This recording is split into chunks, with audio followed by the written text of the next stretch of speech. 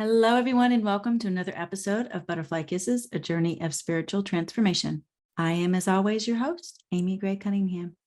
Thank you for taking the time to join me on another amazing episode of Butterfly Kisses. I know this episode will inspire you to look within and find your authentic self. Do you struggle with making meaningful connections with people? Well, today's guest has experienced this struggle for most of his life until he quit pretending to be someone else and learned to love himself for who he is at his soul level. From there, he learned to create true friendships by being his authentic self. Coach Lee Hopkins, a transgender man, tells his story of his transformational journey from hiding his true self to becoming a coach and teaching others how to make friends. He shares solutions with us to find the connection, friendship, and communities that we desire. While being transgender is not necessarily the meaning of his message today, he shares it with us as part of his journey to demonstrate the vulnerability he experiences when building the intimacy needed to develop deeper relationships. Coach Lee is all about creating and establishing relationships based off of our authentic selves. So stay tuned. You won't want to miss this episode. Now, next Sunday, October 16th, I talk with Joseph Corella. And wow, let me tell you, Joseph is definitely high energy. You guys are going to love him. He started dancing around the age of 7, and he hasn't stopped. Joseph learned so much about the incredible benefits of dancing it out that dance provides for our body and mind. His mission is to share this message with as many people as he can. Most importantly, Joseph believes in positive movement and inspiring adults to get up, move, create, and have fun. Dance has generally saved his life, so he shares with us his experience in hope of inspiring others, you, me, to get up and move. So please join me next Sunday, October 16th at 9 a.m. as I talk with Joseph Corella. And also, please subscribe if you like these episodes and you want to hear more. Please subscribe to Apple or whatever app that you're listening on. And also check me out on Facebook, Instagram, Twitter, LinkedIn, YouTube, and TikTok. All the links are provided in the show notes for you.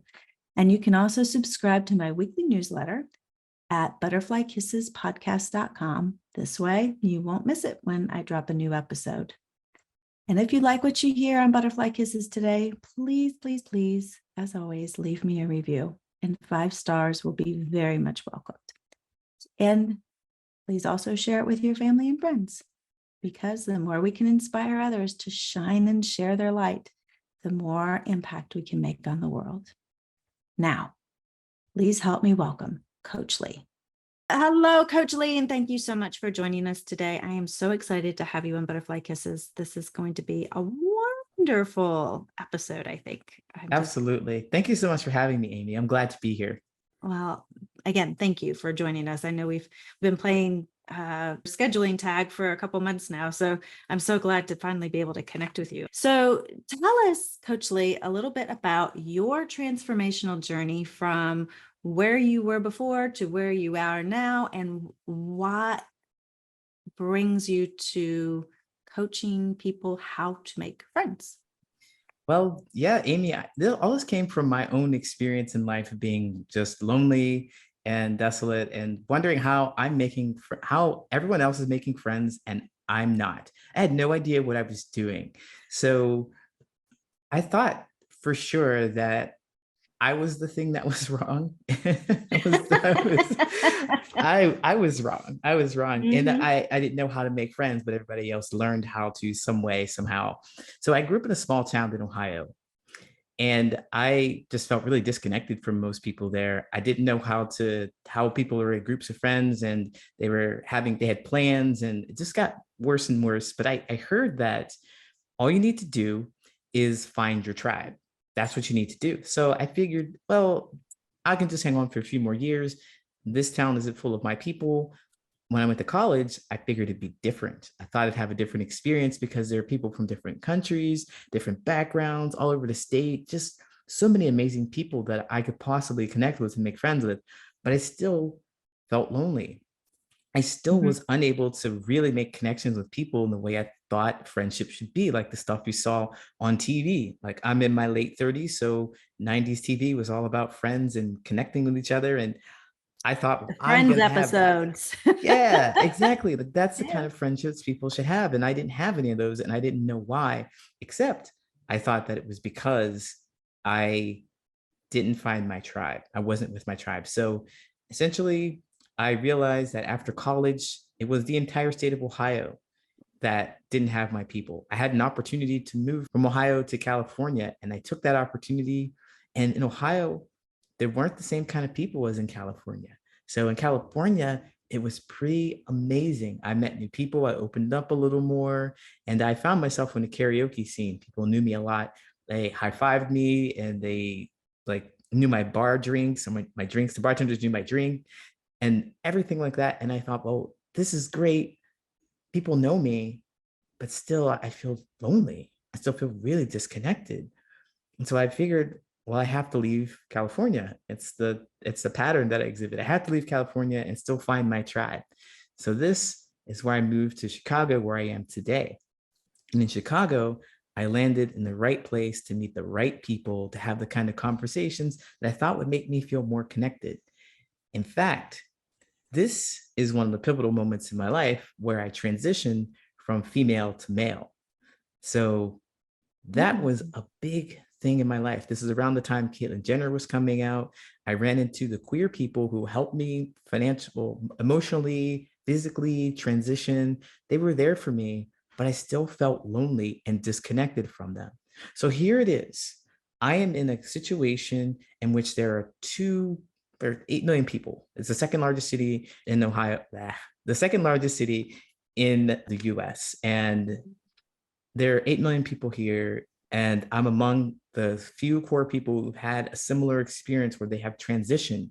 They're trans like me, and I still feel lonely and disconnected. Why? I didn't know. Mhm. I didn't know why.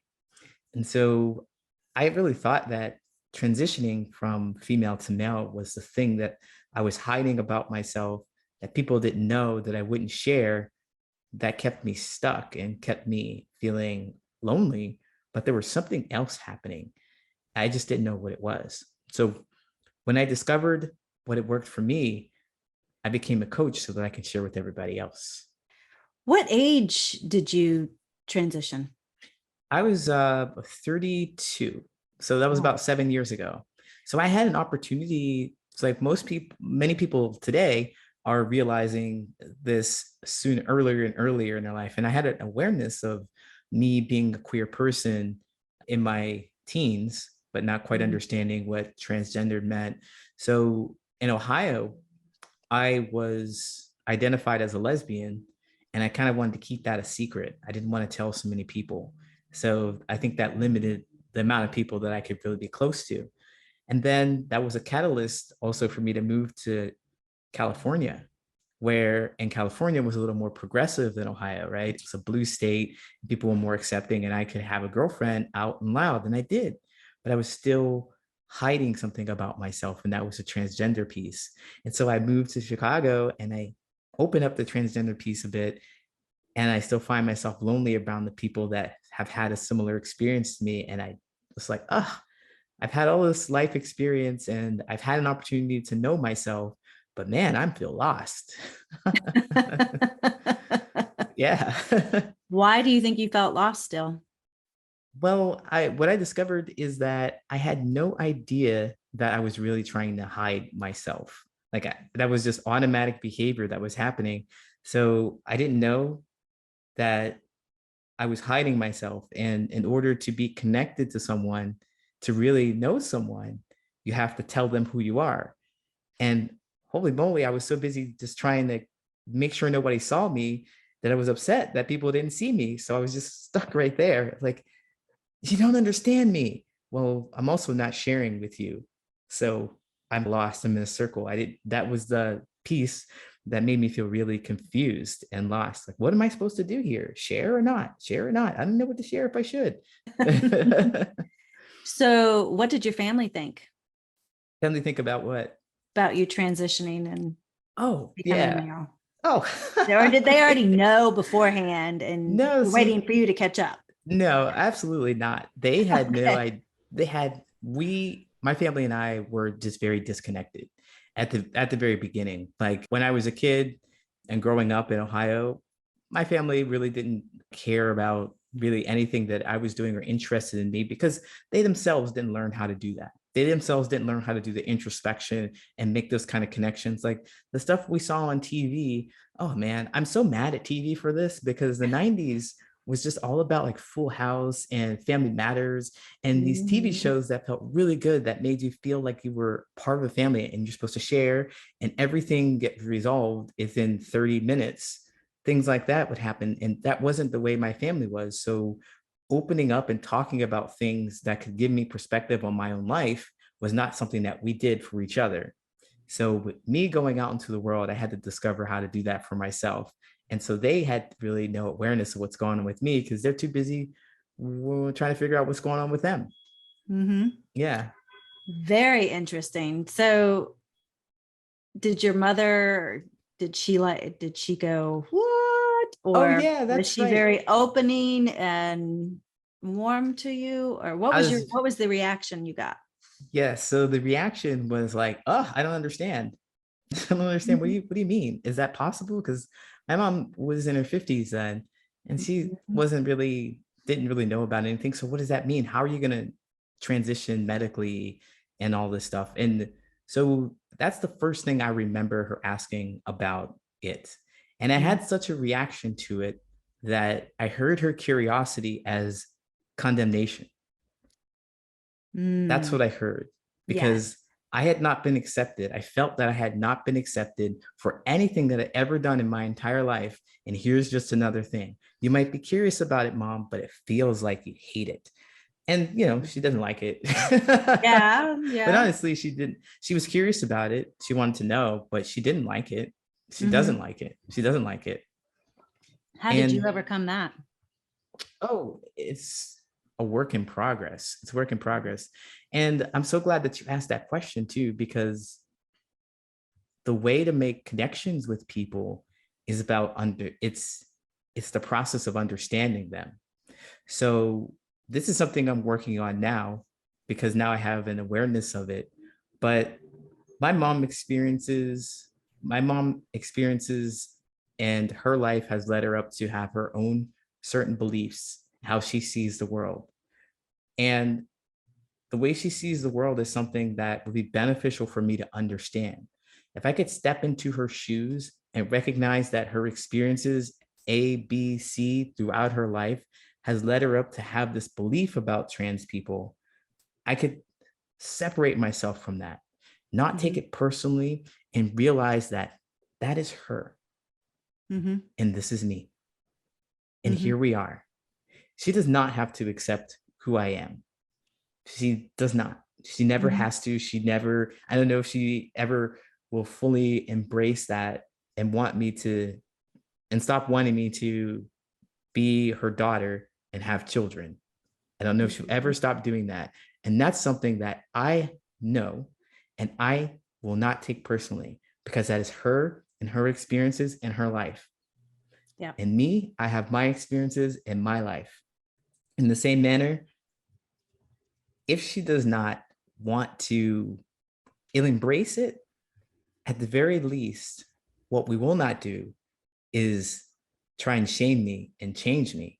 That's something that she has not done. She's not tried to shame and change me and turn me into something else because I'm fortunate enough to realize that she values the fact that I talk to her, that I am still her child, that I am still a person in her life. And she wants that more so than she wants me to change and be somebody else. So by you coming to terms with who you are at a soul level, who Coach Lee is, that has opened the door for you to learn how to make friendships with other people. Mm-hmm. How does it affect you, or does it affect you when people they don't know how to react to you, or they don't know Oh, how to connect with you. How do you yeah. overcome that? Well, I'd love to tell you a quick story about that because that was the most terrifying thing for me. And that's why I wanted to just be so closed about anything and not Mhm. sharing anything to people. And so it was about 2 years into my transition, and I'm in Chicago, second largest city, looking for people to connect with. And I'm also in therapy and learning about how to have a mindset in which you'll meet new people. Don't Mhm. go out thinking that you're not going to meet anybody new, because you're not going to. Go out and meet somebody, think that you're going to meet somebody, believe that you're going to meet somebody, and then it will happen. So this one day I went to a comedy club, and I had the mindset that I'm going to meet a cool new friend. And sure enough, I met a really cool guy. We were talking, we had conversation, and I leaned the conversation towards LGBT stuff because I'm curious to see how they feel about it. And they had mentioned to me that they have never seen a trans person before. They don't know the process. They have no idea why anyone would ever want to transition. So I thought, well, I'm going to fill in that knowledge gap for you. And we are going to be best of friends because you're curious and I want to share. I want to stop hiding. So Mhm. I tell them I'm trans, and they stop talking. They stop talking and they leave. They don't say anything else to me. They just leave. They're gone. Poof, poof, gone.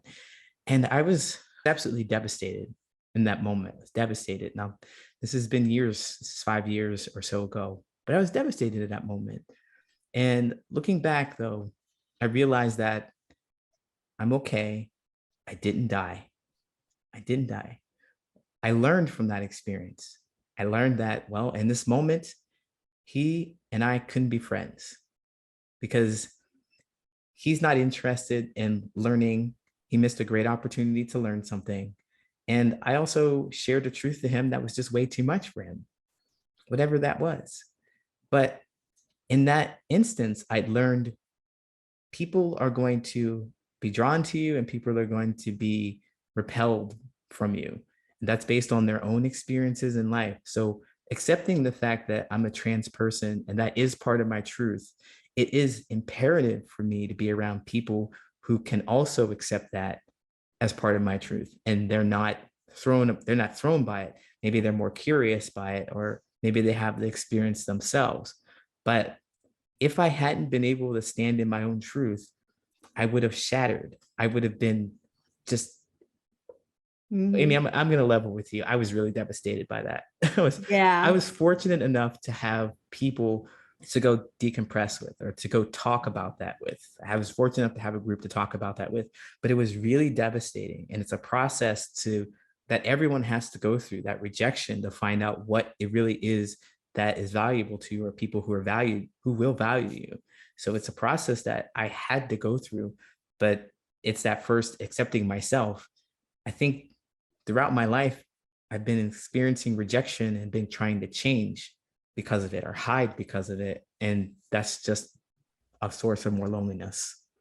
What an amazing life you have.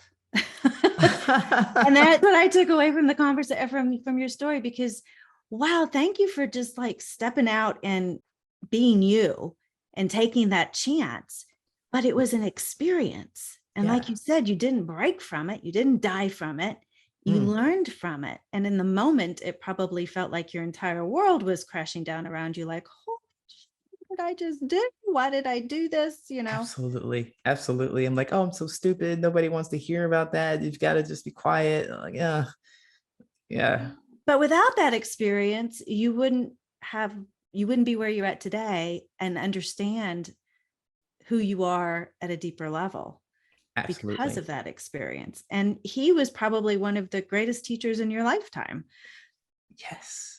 because And of that. absolutely, he was very is like, as I keep reflecting on it, even after 5 years, I recognize that just recently that I was in such a state of wanting to be liked and wanted to be connected with people that if that man would have said anything else to me, I would have tried to convince him why trans people are good, why I'm awesome, and why such and such we should be friends. But neither of us really wants that. At the end of the day, I don't want to spend my energy and time trying to change them into somebody who wants to be a friend with me. I Mhm. want to find those people who already are available. And thank you for being you in that situation, because you were also a teacher for him. He may or may not have known it in that particular moment in time, but you triggered something within him that was very uncomfortable. Mhm. And who knows, maybe 5 years later, he's looking back on that saying, thank God I ran into Coach Lee at that time, That because would that be really wonderful. had an impact. You don't know what kind of impact you had on him True. unless you've run into him again. Who knows? Maybe one day you will. And maybe it'll be a completely different experience for you. But you were a teacher for him as well, which is totally awesome, you know? Absolutely. So, how do you, as a trans man, like to, how do you introduce yourself to people? Oh, well, I don't introduce the transgender part. I have everything like that online. And I, I hope that. Well, like I said, when we first started talking, I never would have known you were transgender and unless I read your profile, because Right. looking at your picture, I just never would have even guessed. Exactly. Exactly. And I know that it throws people for a loop. It makes them uncomfortable because it paints it kind of disrupts their reality a bit because you run into somebody who looks a certain way and you think you know about their body because that's the Mhm. way 98% of the world is this way. They look this way, or maybe they seem this way. And it's like, oh, I don't know. I'm unsure about something again. And that unsure and that fear will make people react in ways that maybe aren't helpful to me.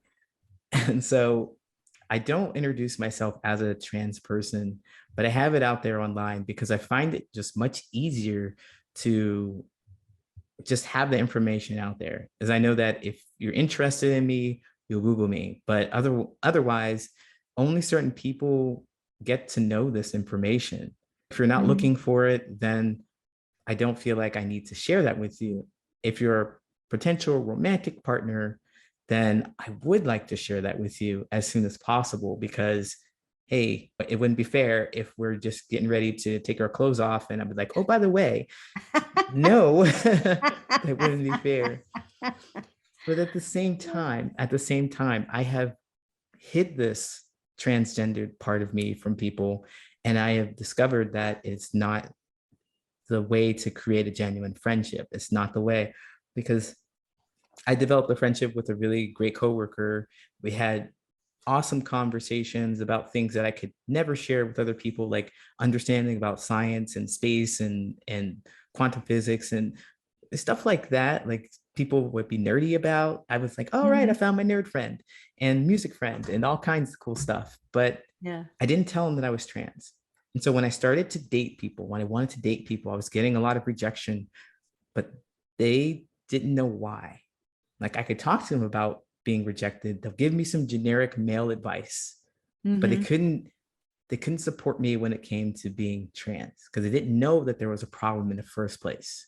So I never shared that with them. And so I felt, oh, well, I'm alone again because I'm talking to someone who doesn't understand this problem and I can't share it Yeah. with them.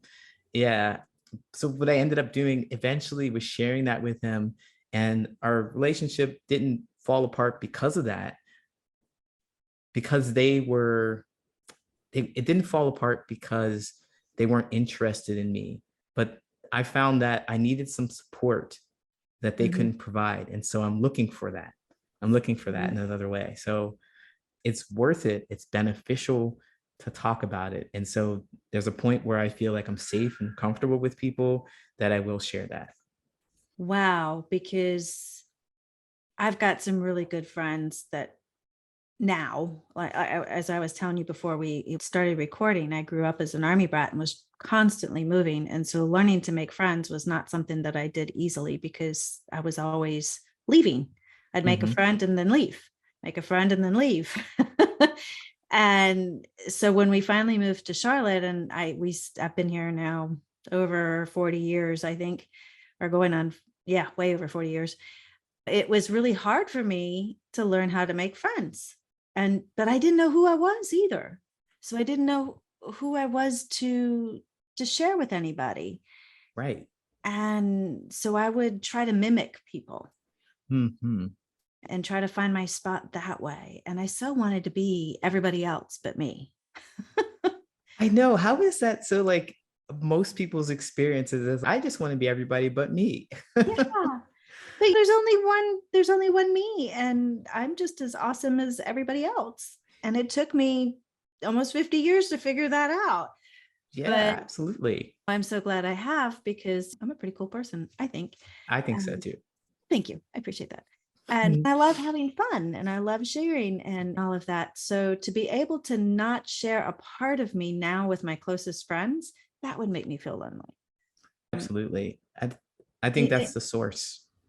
and I do Akashic record readings, and it took me a long time to get comfortable with allowing people to know, who were in my closest circle, what it is I do, because a lot of people don't understand it, Hmm. and they don't understand my new age thinking.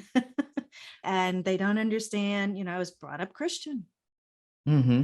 So I kept that a secret for a long time. And there's certain people that I don't talk to about it because it's like taboo. It's not the Christian thing to do. And then, and my mother, she tries really hard to understand. And I'm so grateful for that. Yeah. And my kids try to understand, but there's a part of me that they probably won't ever understand, if that makes sense.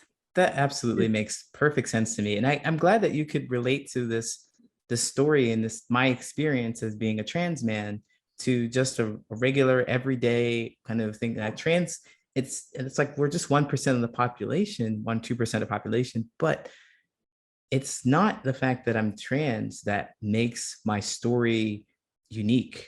Well, I mean, it makes it stand out more.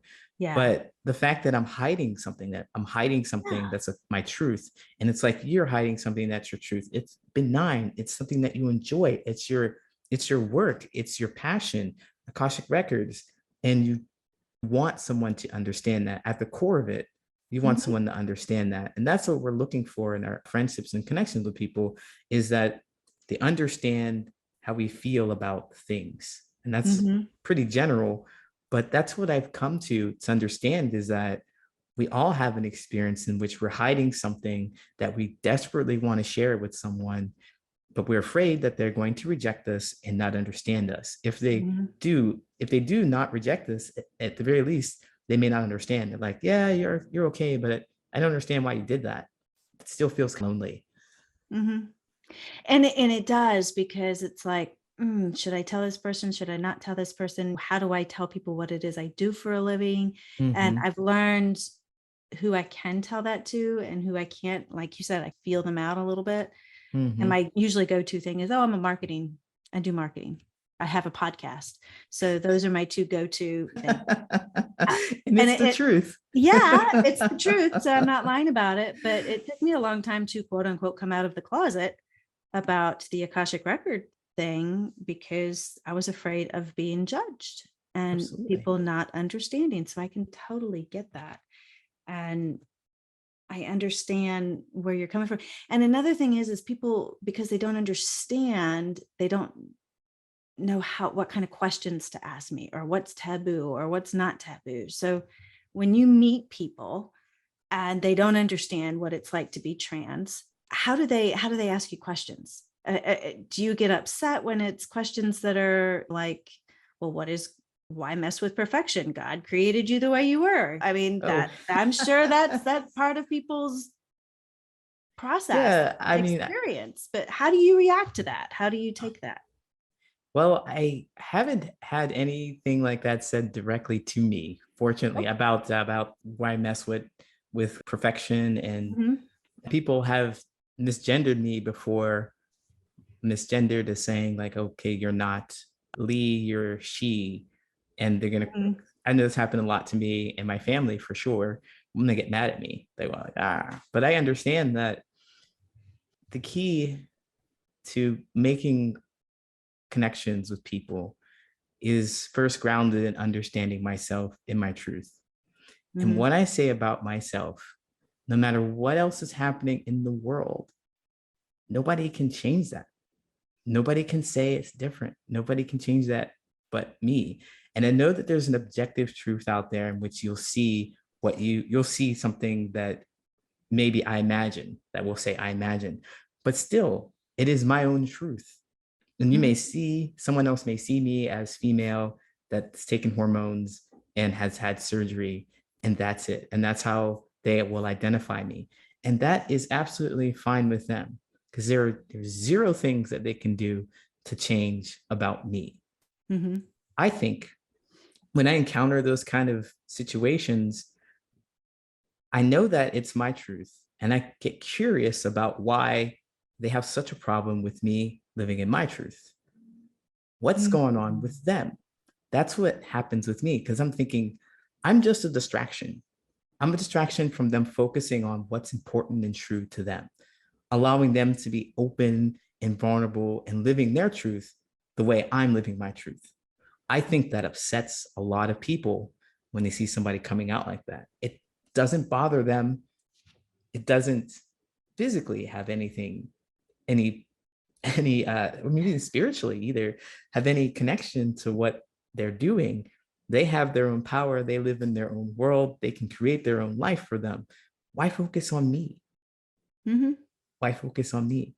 But if people ask me questions now, if people ask me questions about it, I like and appreciate their curiosity.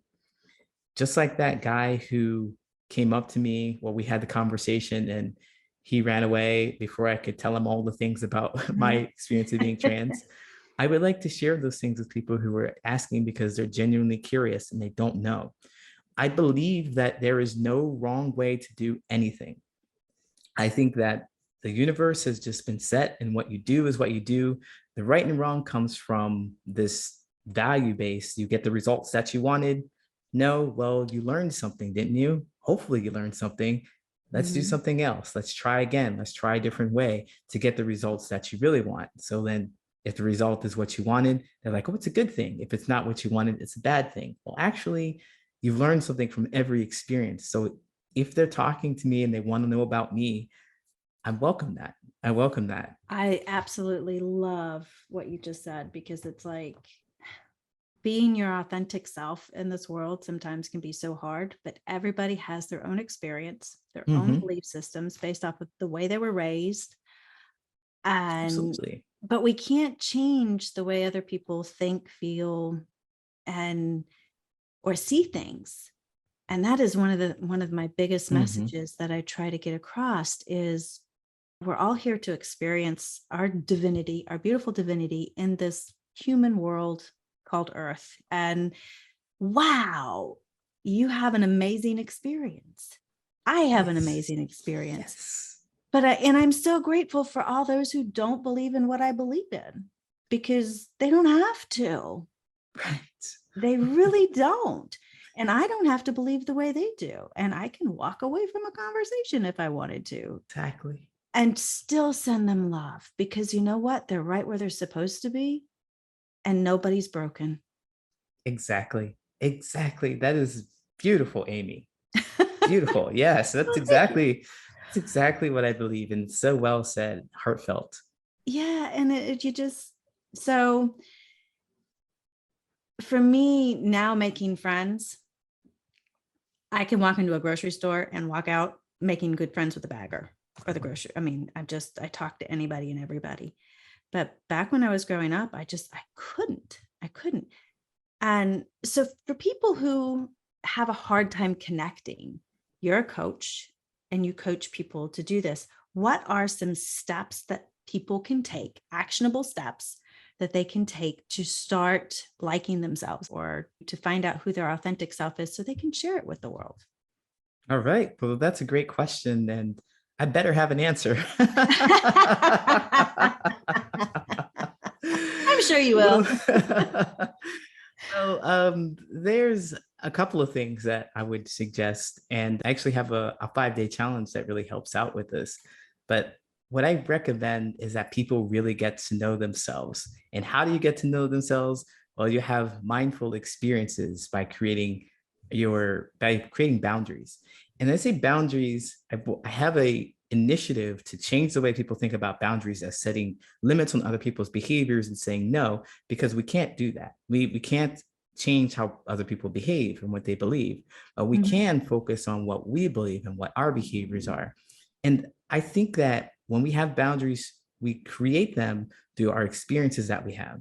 So we have an experience, and then we have an emotional response to that experience. We feel angry, we feel sad, we feel hurt, frustrated, we feel joy. We have an emotional response to that experience, and our body and our mind log those experiences. And unconsciously, we know, our body and our brain knows that when we run into this experience again, we're going to have this feeling. The discovery of yourself comes from when you start being conscious about those experiences, when you start realizing that this made me angry. Right here, this specific action, you stepped on my foot, this made me angry. And you recognize that it happened. You don't just, instead of being unconscious about it and having somebody step on your foot and you automatically punching them, there was no time for you to think consciously about how you felt before you acted. So the discovery of yourself comes from that, having mindful experiences. So what you can do, start journaling. I know that people said this before, and it's super cliche and it's really lame, but it really is important for you to be able to step out of the emotional state that you're in that drives you unconsciously and return to it in a conscious manner to see what happened to cause the event. So somebody stepped on your foot and you punched them. You wrote that down in your journal. And then the next day you read that and you're like, oh, somebody stepped on my foot. I must have been really angry. And then somebody steps on your foot again, like, yeah, I was really angry. I'm angry. Angry comes up. I'll never forget, Amy, when I was having a fight with my girlfriend, and we would just constantly fight back and forth, just always. And I didn't know how to stop it, but I was in counseling this in therapy, and I just wanted to stop it. And the therapist was just saying, just remember why you started fighting. Just remember why. And I was like, okay, I'm going to do that. So the next time we got into an argument, we started saying mean stuff to each other. And I really stopped trying to say mean things. I was like, why are we fighting? Why are we fighting? And I woke up in the middle of that fight and I was like, normally I would say something mean to you. And they're starting to yell at me or looking at me mean, but I'm just going to leave. It was something different. It was something new, but it was an awareness of something that has happened and changed. So you start discovering yourself and what you really want when you be more mindful of the experiences that you're having. So that's what I would say. Start journaling about the experiences that you have. Be mindful of the events that you have.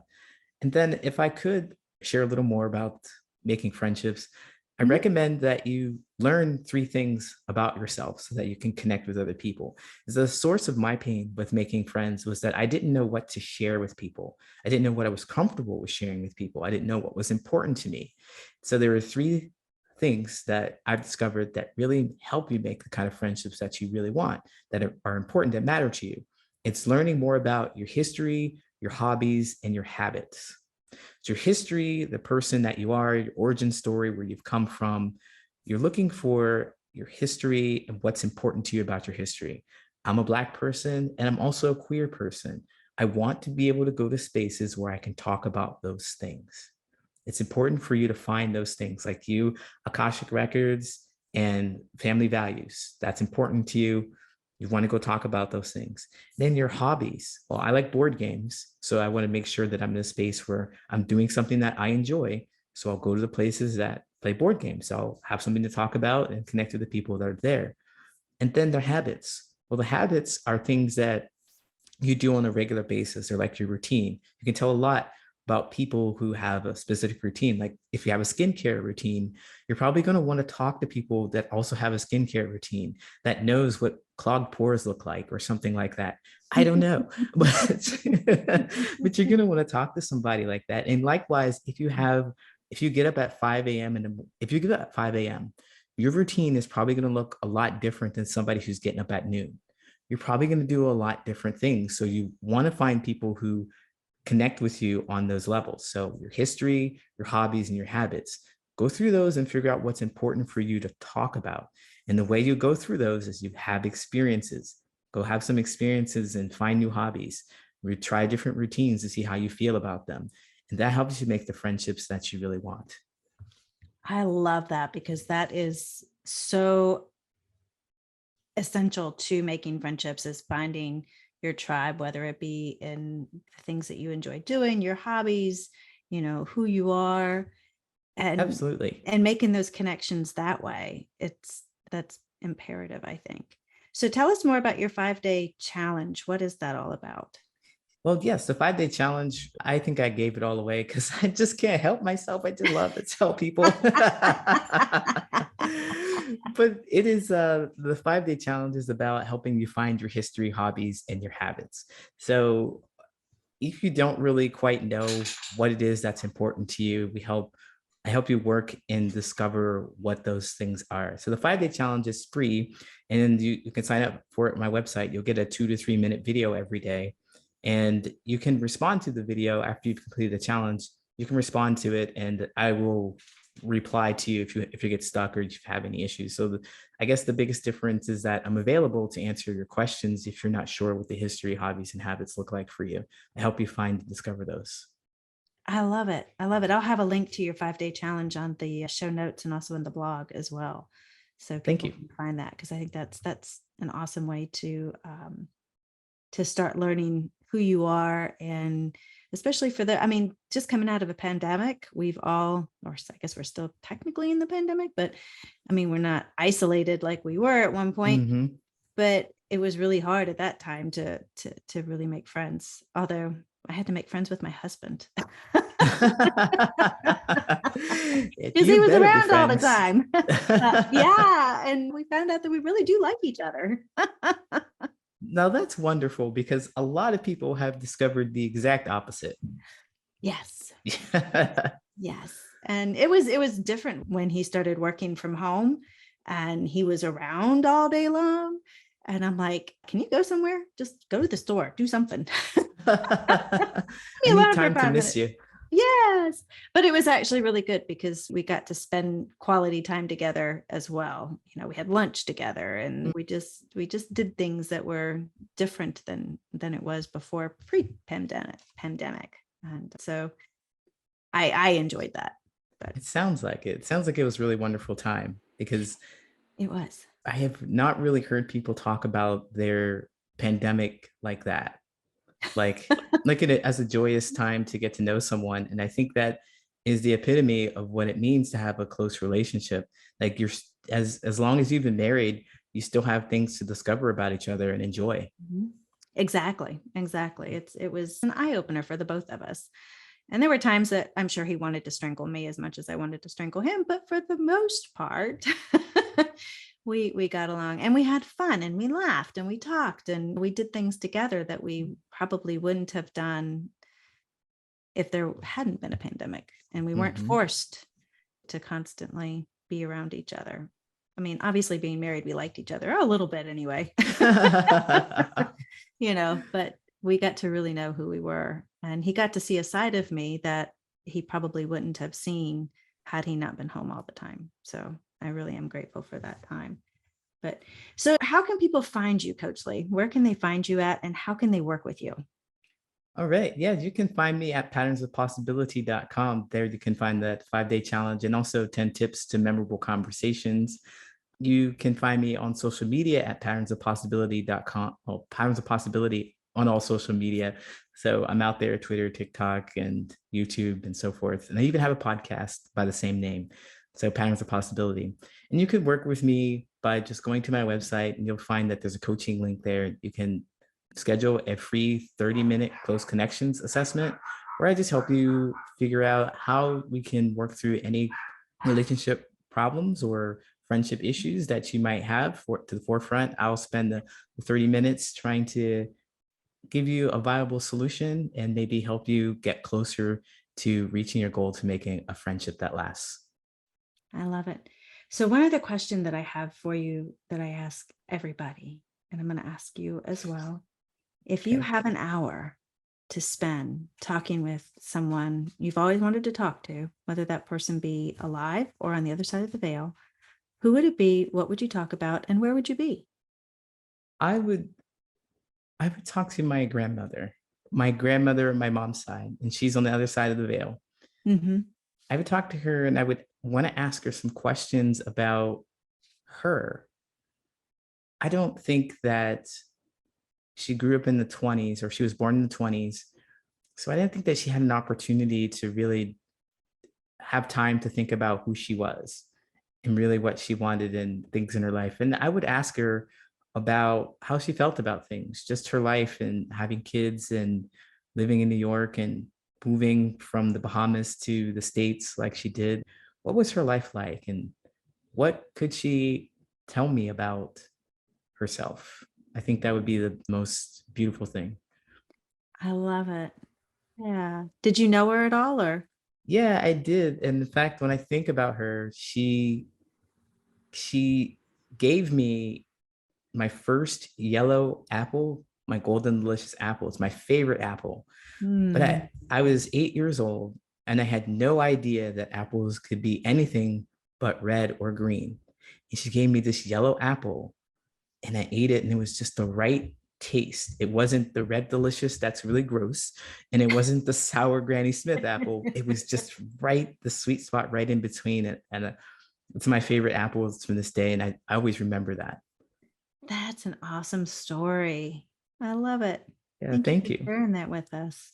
Well, Coach Lee, I have so enjoyed this conversation and this chat. You are an amazing light and you are a beacon that shines light for those who need and want to find friendships in their life. So thank you for being you and shining your light so bright. Thank you, Amy. I'm so glad to be here. I'm so glad to have connected with you. Thank you for joining me on another episode of Butterfly Kisses, a journey of spiritual transformation. If you like what you've heard, please subscribe by hitting the subscribe button. This way you won't miss it when a new episode is released. Also, if you're interested in learning more about Akashic Record readings, you can schedule a free 15-minute consultation with me by visiting my website at amygray-cunningham.com. Again, thank you, and remember, always spread your gorgeous wings, my friend, and fly. Until next time, see ya.